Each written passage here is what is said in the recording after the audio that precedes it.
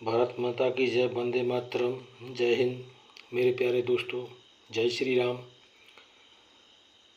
आज मैं योगी जी के इस कार्य से बहुत दुख हुआ है मुझे।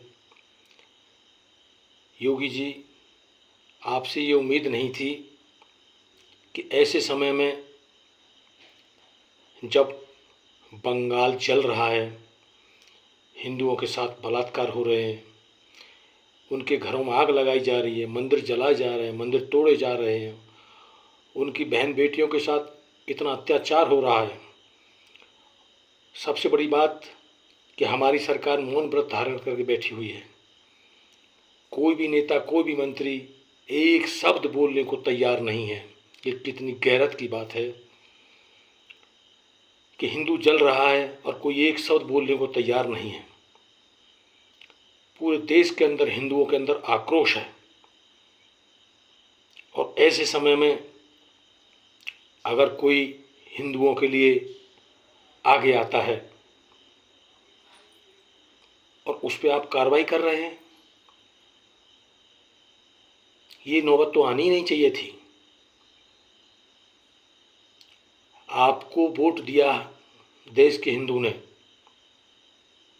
सिर्फ हिंदूवादी लोगों ने आपको वोट दिया है। जिहाद मिटाने के लिए आपको वोट दिया है। आपको जो वोट मिले हैं वो वोट सिर्फ हिंदुत्व के नाम पर मिले हैं।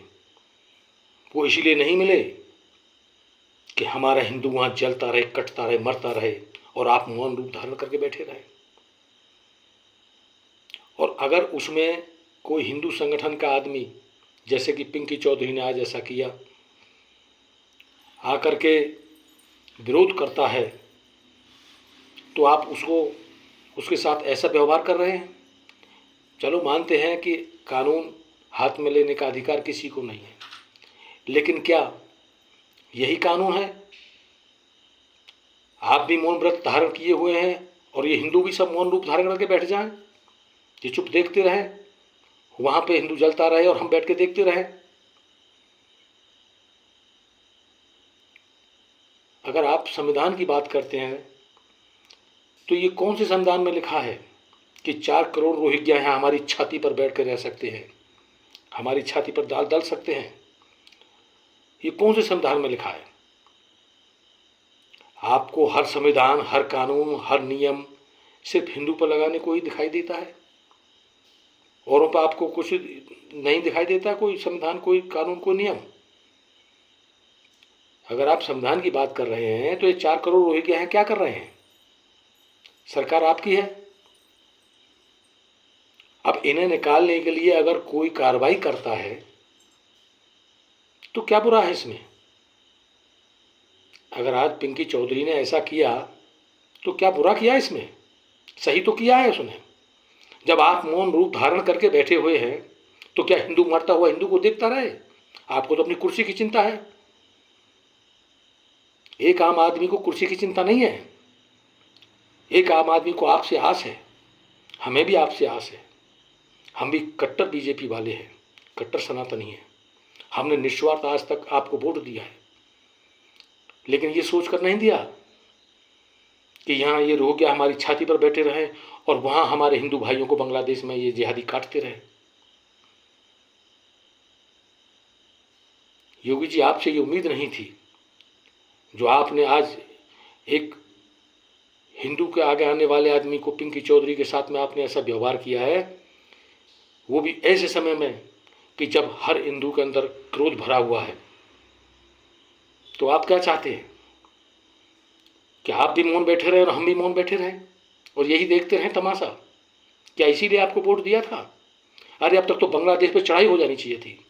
अब तक तो हमारी फौज को काटना शुरू कर देना चाहिए था। बांग्लादेश में एक अलग हिंदू राष्ट्र बना देना चाहिए था। और आपकी सरकार कुछ नहीं कर रही है। प्लीज़ मोदी जी, ऐसा मत करिए।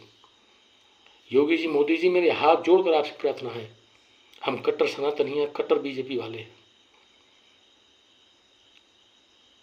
हम आपसे अलग नहीं हैं, लेकिन आज जो आपने एक्शन लिया है ये आपका बहुत दुखद है। ये ऐसा मैसेज जाएगा कि जितने भी आपके हिंदूवादी आपको वोट देने वाले लोग हैं, ये भी आपके हाथ से निकल जाएंगे। आज तक आपको सिर्फ हिंदूवादी लोगों का वोट मिला है, जिहादियों का नहीं मिला। और इन जिहादियों की रक्षा में अगर आप जाएंगे तो ये हिंदूवादी भी निकल जाएंगे और आपकी सेवा समाप्त हो जाएगी सर। तो प्लीज़ ऐसा मत करिए। हिंदू को अपना गुस्सा जाहिर करने का पूरा अधिकार है। अगर इसका सोचिए, अगर इसका उल्टा होता, एक जिहादी भी मर गया होता तो पूरी दुनिया में हाय होल्ला हो जाता। आप स्वयं इन बातों को जानते हैं। ये तो हिंदू कानून का और संविधान का पालन कर रहा है, इसलिए इतना हो रहा है। और जिस दिन ये हिंदू ऐसे जाग गया उस दिन पता नहीं क्या होगा। तो योगी जी, मोदी जी, मेरी हाथ जोड़कर आपसे प्रार्थना है कि मेहरबानी करके जो हिंदू बांग्लादेश में काटे जा रहे हैं, उनके विरोध में जो हिंदू आगे आ रहे हैं, मेहरबानी करके उन पर तो रहम बरतिए। आप खुद भी कुछ नहीं कर रहे हैं और जो करना चाह रहे हैं उन्हें संविधान और कानून की दुहाई दे करके आप जेल में डाल रहे हैं। ऊपर से आप संविधान की दुहाई दे रहे हैं। तो बताइए ना, ये कौन से संविधान में लिखा है कि 4 करोड़ रोहिंग्या हमारे देश में रहें, ये बिना पासपोर्ट के हमारे अंदर आ जाएं और हमारे करोड़ों लोग वहाँ बॉर्डर पर बैठे हुए हैं, वहाँ बॉर्डर पर इंतजार कर रहे हैं कि हम अंदर ले लो। आप उन्हें अंदर ले लीजिए ना, उनकी जांच कराइए। हिंदू हैं तो क्या है, हिंदू हमारे भाई हैं, उन्हें आप बॉर्डर में सीधा अंदर देश के अंदर उनको दरवाजा खोलिए ना। उनको क्या समस्या है? जब 4 करोड़ रोहिंग्या यहाँ से वहाँ भेजो उनको और हिंदुओं को यहाँ बुलाओ, तो क्या तकलीफ है? हमारे पास ज़मीन की कोई कमी है? देश में हजारों करोड़ों बीघा ज़मीन खाली पड़ी है, बसा दीजिए उन्हें कहीं भी। क्या तकलीफ है? कम से कम एक हिंदुस्तान तो हिंदुओं का बचेगा। मोदी जी प्लीज़, योगी जी, मेरी आपके हाथ जोड़कर विनती है कि हिंदुओं पर ऐसा अत्याचार मत करिए। जो आज हम वहाँ जिहादियों को देख रहे हैं कि हमारे हिंदू पर अत्याचार कर रहे हैं, मगर यहाँ हम देख रहे हैं कि जिनको हमने अपना समझा, अपना समझ कर हमने वोट दिया, वो भी उसी राह पर चल रहे हैं। नहीं तो ये आने वाले समय में आपके लिए बहुत खतरा होगा। जय श्री राम। मेरी आपसे विनती है, चेतावनी नहीं है।